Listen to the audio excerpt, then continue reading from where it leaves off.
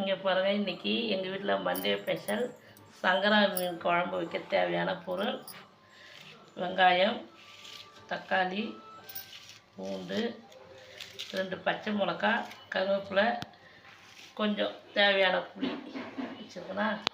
அடுத்தது இதை போட்டு குழம்பு வைக்கணும். நான் குழம்பு வைக்கிறேன், பாருங்கள் வாங்க. இன்றைக்கி சங்கரா மீன் குழம்பு வைக்க போகிறோம், பாருங்கள். முதல்ல சட்டி வச்சாச்சு. சட்டி வச்சோடனே ரெண்டாவது எண்ணெய் ஊற்றுங்க. உங்களுக்கு தேவையான எண்ணெய், உங்களுக்கு தேவையான எண்ணெய் ஊற்றிடுங்க. எண்ணெய் கொஞ்ச நேரம் காயட்டும்.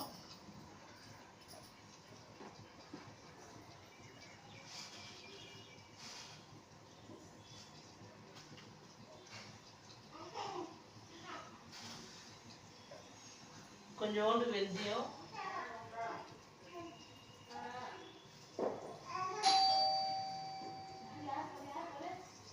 கொஞ்சோண்டு கடுகு. கடுகு இல்லைன்னா வடகம் போட்டு தடைச்சா இன்னும் நல்லா வாசனையாக இருக்குங்க. கடுகு பொரிஞ்சிச்சிங்க. அது கூட பூண்டு போடணும். பூண்டு கொஞ்சம் பொண்ணோடலாம் வரணும்.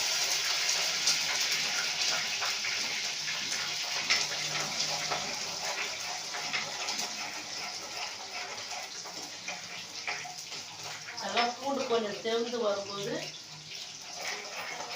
வெங்காயத்தை போடணும்.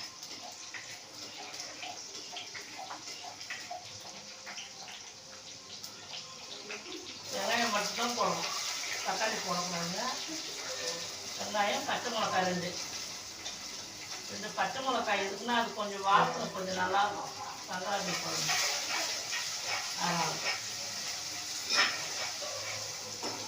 வெங்காயம் வதங்கும்போது கூட கொஞ்சம் உப்பு போட்டுக்குங்க.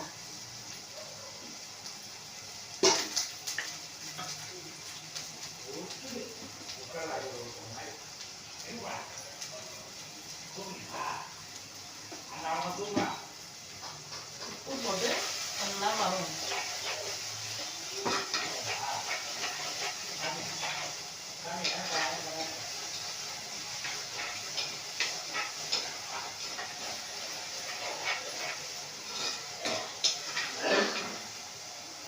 வெங்காயம் நல்லா வதங்கினாதான் குழம்பு வந்து வாசனை அதிகரிக்கும். கம்மியாக வதங்கிச்சு நீங்கள் தக்காளி போட்டீங்கன்னு வச்சுங்களா, கண்டிப்பாக குழம்பு டேஸ்ட்டு வேறு மாதிரி தான் தெரியும்.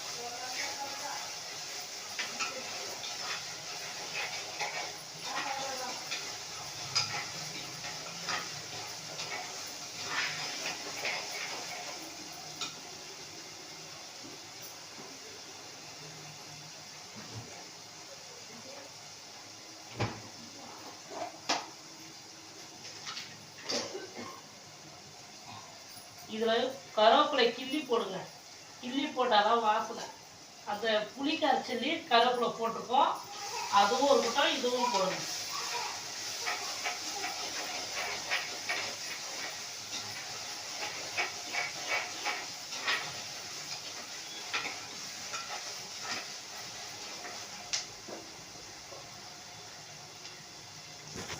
இங்கே பாருங்கள் எப்படி செவந்துருக்குது பாருங்கள்.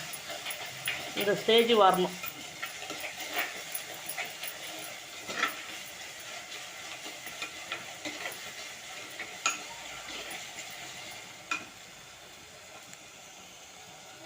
நல்லா வெங்காயம் நல்லா செவந்து வந்தால் தான் அந்த ருசி வந்து ஒரு மாதிரி டேஸ்ட். அது எப்படி சொல்கிறது, நீங்கள் சாப்பிட்டு பார்த்தா தான் தெரியும் உங்களுக்கு.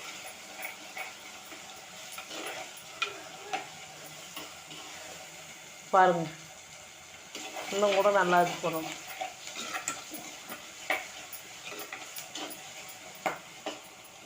நாங்கள் எப்போவுமே சட்டியில் தாங்க வைப்போம். எங்களுக்கு சட்டியில் வச்சா தான் பிடிக்கும். பெரிய தக்காளி பழம் 2, இது 2 தக்காளி பழத்தை போட்டுக்கோங்க. இதை நல்லா வதங்கணும். ரெண்டும் சேர்ந்து நல்லா வதங்கணும். நல்லா வதங்கணும். இங்கே பாருங்கள், இப்போ தேவையான தண்ணி கரெக்டான பக்குவம் இது. இது இந்த அளவுக்கு வச்சாதான் அது கொதித்து வரும்போது அரை சட்டி வரும். அப்போ தான் மீன் போடணும். கரெக்டுங்களா? மீன் போட்டு இறக்கும்போது உங்களுக்கு நான் மறுபடியும் சொல்கிறேன். இங்கே பாருங்கள், மீன் கொதிச்சு மீன் போட்டாச்சு. மீன் போட்டதுடனே எண்ணெய் எப்படி பிரிஞ்சு வந்துடுது பாருங்கள். லாஸ்ட் டைமு 2 கருவேப்பிலை கொத்தமல்லி போட்டுரும். கொத்தமல்லி மட்டும் போட்டால் கூட போதும். கருவேப்பிலை தான் ஆல்ரெடி போட்டாச்சுல்ல. கொத்தமல்லி மட்டும் போட்டு இறக்க வேண்டியது தான். நல்லா இருக்குங்களா? குழம்பு எப்படி இருக்குது பாருங்கள், கட்டியாக இருக்குங்களா? இவ்வளோதாங்க மீன் குழம்பு. பிடிச்சிருந்தா ஒரு லைக் போடுங்க.